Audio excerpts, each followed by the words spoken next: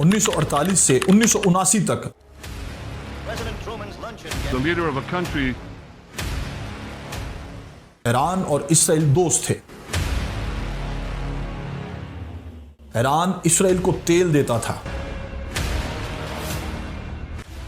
دونوں کے خفیہ ادارے مل کر کام کرتے تھے. تہران میں اسرائیلی سفارت خانہ تھا, تو پھر یہ دشمنی کہاں سے آئی؟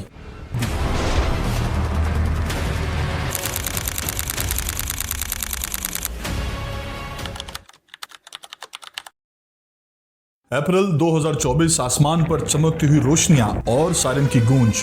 پوری دنیا کی نظریں ٹی وی سکرین پر جمی ہوئی تھیں اور ہر کوئی یہ سوچ رہا تھا کہ کیا ایران کا پورا نظام ہمیشہ کے لیے بدلنے والا ہے؟ کیا یہ خطہ ایک ایسے نئے موڑ پر کھڑا ہے جہاں سے واپسی کا راستہ ناممکن ہوگا؟ پوری دنیا حیران تھی. ٹی وی چینل چیخ رہے تھے. سوشل میڈیا پر آگ کی طرح خبریں پھیلی ہوئی تھیں, لیکن شاید کسی نے یہ سوال نہیں پوچھا, آخر یہ نوبت آئی کیوں؟ کیا یہ مذہب کی جنگ ہے یا تیل کی یا طاقت کی؟ یہ جنگ ہے ایک زخم کی جو 1953 میں لگا اور آج تک یہ زخم رس رہا ہے. اور آج میں آپ کو ایسی حقیقت سنانے والا ہوں جس کو سن کر آپ چونک جائیں گے. تصور کریں آپ کے ملک کی زمین کے نیچے تیل ہے, بے پناہ تیل, لیکن اس تیل کا فائدہ آپ کو نہیں ہو رہا. ایک غیر ملکی کمپنی آتی ہے, تیل نکالتی ہے اور منافع لے کر چلی جاتی ہے. آپ کے لوگ غریب کے غریب رہتے ہیں. یہ 1951 کے ایران کی کہانی ہے. اس سال ایران میں ایک شخص وزیر اعظم بنا, محمد مصدق. اب ذرا اس شخص کو سمجھیں, کیونکہ یہ وہی شخص تھا جس کی وجہ سے وہ زخم برطانوی کمپنی کو ملا. وہ یورپ سے پڑھا ہوا وکیل تھا, پارلیمنٹ کا آدمی تھا, قانون پر یقین رکھتا تھا. وہ ایران میں وہی کرنا چاہتا تھا جو ہر ملک کا حق ہوتا ہے, اپنے وسائل پر اپنا اختیار. اس نے ایک قانون پاس کیا, ایران کا تیل ایران کو واپس دے دیا, برطانوی کمپنی کو باہر کا راستہ دکھایا. لیکن لندن اور واشنگٹن میں بیٹھے لوگوں نے فیصلہ کیا یہ نہیں چلے گا. امریکی خفیہ ادارے اور برطانوی خفیہ ادارے نے مل کر ایک خفیہ آپریشن چلایا, آپریشن ایجیکس. بازاروں میں ہنگامے کرائے, اخبار خریدے, فوجی افسر خریدے, اور اگست 1953 میں عوام کے چنے ہوئے وزیر اعظم کو اس کے گھر میں قید کر دیا گیا, جو عوامی حمایت سے آیا تھا مگر بین الاقوامی طاقتوں کے دباؤ کے سامنے نہ ٹھہر سکا. مصدق کو ہٹانے کے بعد جو شخص ایران کا بادشاہ بنایا, یا یوں کہیں کہ واپس مسلط کیا گیا, وہ تھا محمد رضا شاہ پہلوی. محمد رضا شاہ پہلوی, شاہنشاہ آف ایران. یہ پہلے سے ایران کا بادشاہ تھا, لیکن مصدق کی مقبولیت کے سامنے اس کی طاقت کم ہو گئی تھی. جب CIA نے مصدق کو گھر میں بند کیا تو یہ شخص واپس تخت پر بیٹھ گیا. شاہ نے ایران میں ایک خفیہ پولیس بنائی جس کا نام سواک تھا. اسے بنانے میں مدد کی CIA اور اسرائیلی خفیہ ادارے موساد نے. سواک کا کام تھا جو بھی شاہ کے خلاف بولے اسے اٹھا لو, جیل میں ڈال دو. اب آپ کو ایک ایسی بات بتاتا ہوں جو بہت سے لوگ سننا نہیں چاہتے. 1979 میں انقلاب آیا, خمینی آئے. 1979 کے انقلاب کے بعد ایران کے نئے رہنماؤں نے اسرائیل کو تسلیم کرنے سے صاف انکار کر دیا. ما با اسرائیل مخالف هست اور کہا یہ ملک مشرق وسطی میں صرف امریکہ اور مغربی طاقتوں کے اشاروں پر کام کر رہا ہے. انہوں نے تہران میں موجود اسرائیلی سفارت خانے کو بھی ہمیشہ کے لیے بند کر دیا. یہ دشمنی صرف مذہبی نہیں, لیکن یہ صرف سیاسی بھی نہیں تھی. سچ یہ ہے کہ دونوں چیزیں ایک ساتھ کام کرتی ہیں. خمینی صاحب کا یہ پکا موقف تھا کہ اسرائیل کا وجود نظریاتی اور مذہبی طور پر قبول نہیں کیا جا سکتا. یہ ان کا وہ عقیدہ تھا جس پر انہوں نے کبھی سمجھوتا نہیں کیا, اور اسی لیے انہوں نے اسرائیل کے ساتھ تمام تعلقات ہمیشہ کے لیے ختم کر دیے. لیکن ساتھ ہی ایران کو یہ بھی پتا تھا کہ اسرائیل امریکہ کا سب سے قریبی ساتھی ہے. تو یہ دشمنی ایک کڑوی سچائی ہے. مذہب اور مفاد دونوں نے مل کر اس آگ کو جلایا, اور جب مذہب اور مفاد ایک ہی سمت چلیں تو وہ آگ کبھی نہیں بجھتی. 1979 کے بعد امریکہ کے سامنے بڑا مسئلہ تھا. ایران ہاتھ سے نکل گیا تھا.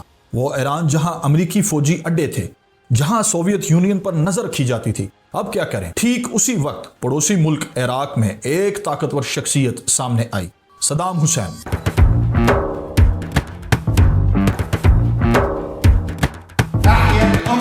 صدام حسین کو لگا ایران میں ابھی انقلاب آیا ہے, وہاں کی فوج کمزور ہو چکی ہے اور ملک کے اندر افراتفری ہے. انہوں نے اس موقع کا فائدہ اٹھانے کا فیصلہ کیا تاکہ وہ خطے کے نئے لیڈر بن سکیں اور ایران کے کچھ سرحدی علاقوں پر قبضہ کر سکیں۔ امریکہ اور کئی مغربی طاقتوں کو بھی اس میں اپنا فائدہ نظر آیا۔ وہ ایران کی نئی حکومت جھکانا چاہتے تھے، اس لیے انہوں نے پس پردہ صدام حسین کی بھرپور حمایت کی اور انہیں ہر طرح کی مدد فراہم کی، اور پھر سال 1980 میں صدام نے ایران پر حملہ کر دیا۔ Iraqi leader Saddam Hussein expects victory. اور یوں شروع ہوئی وہ 8 سال کی ہولناک جنگ۔ ماضی کی خفیہ فائلوں اور بین الاقوامی رپورٹ سے پتہ چلتا ہے کہ اس لمبی جنگ میں جب خطرناک اور ممنوعہ ہتھیاروں کا استعمال ہوا تو دنیا کی بڑی طاقتیں بالکل خاموش رہیں۔ ایران اس مشکل وقت میں دنیا میں بالکل اکیلا کھڑا تھا۔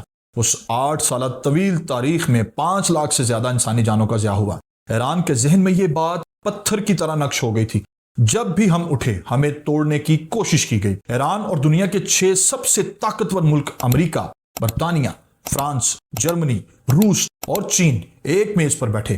ایک معاہدہ ہوا۔ ایران نے عالمی طاقتوں کو یقین دلایا کہ وہ اپنے جوہری پروگرام کو صرف پرامن مقاصد کے لیے استعمال کرے گا اور کبھی ہتھیاروں کی دوڑ میں شامل نہیں ہوگا۔ بدلے میں عالمی طاقتوں نے کہا، ٹھیک ہے تو پھر ہم تم پر لگی وہ معاشی پابندیاں ہٹاتے ہیں تاکہ تمہاری معیشت دوبارہ بہتر ہو سکے۔ اقوام متحدہ کے جوہری ادارے نے باقاعدہ تصدیق کی، ایران اپنا وعدہ پورا کر رہا ہے۔ دنیا نے سکھ کا سانس لیا۔ ایران نے سوچا شاید اب امریکہ پر بھروسہ کیا جا سکتا ہے۔ پھر 2018 آیا۔ ٹرمپ کی صدارت میں امریکہ نے اعلان کیا کہ یہ معاہدہ ان کے لیے نقصان دہ ہے، اس لیے ہم اسے باہر نکل رہے ہیں۔ is the leading state sponsor of terror. اور ایک ہی جھٹکے میں 3 سال کی محنت، مذاکرات اور وعدے سب ختم ہو گئے۔ معاشی پابندیاں دوبارہ نافذ کر دی گئیں اور ایران کی معیشت ایک بار پھر دباؤ میں آ گئی۔ لیکن یہاں سب سے اہم بات سمجھیں، یہ صرف ایک صدر کا فیصلہ نہیں تھا۔ بین الاقوامی مبصرین کا ماننا ہے کہ اس کے پیچھے شدید سفارتی دباؤ کام کر رہا تھا۔ خطے میں ایران کے روایتی حریف اور امریکہ قریبی اتحادی اس معاہدے کے سخت خلاف تھے اور وہ کسی بھی قیمت پر واشنگٹن اور تہران کو قریب آتے نہیں دیکھنا چاہتے تھے۔ ایران کے لیے پیغام بالکل واضح تھا۔ 1953 میں ان کی جمہوریت کو نقصان پہنچایا گیا، 1980 میں ان پر جنگ مسلط کی گئی اور 2018 میں ایک عالمی معاہدہ یک طرفہ طور پر توڑ دیا گیا۔ تہران کے حکام کے ذہن میں یہ بات پکی ہو چکی تھی کہ بین الاقوامی سیاست میں واشنگٹن پر بھروسہ کرنا ان کے لیے صرف ایک دھوکہ ثابت ہوا۔ اب ایران نے اس راستے کا انتخاب کیا جو ایسے حالات میں کوئی بھی ریاست کرتی۔ اگر سفارت کاری ناکام ہو جائے تو پھر دفاع کے لیے طاقت کا مظاہرہ ناگزیر ہو جاتا ہے، اور پھر وہی ہوا۔ جیسے ہی ایران کے میزائل اسرائیل کی طرف بڑھے، مشرق وسطیٰ کی یہ جنگ ایک نئی اور خطرناک سطح پر پہنچ گئی، کیونکہ انٹرنیشنل پالیٹکس کا یہ ایک کڑوا سچ ہے کہ جب بڑی طاقتوں کے مفادات کا معاملہ ہو تو وہاں سچائی کا اعتراف کرنا بہت مشکل ہو جاتا ہے۔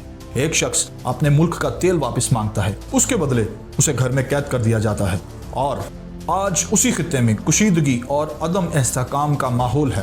طاقتور فیصلے کرتے ہیں اور کمزور اس کی قیمت چکاتے ہیں۔ یہ صرف آج کی کہانی نہیں، یہ تاریخ کی ہمیشہ کی کہانی ہے۔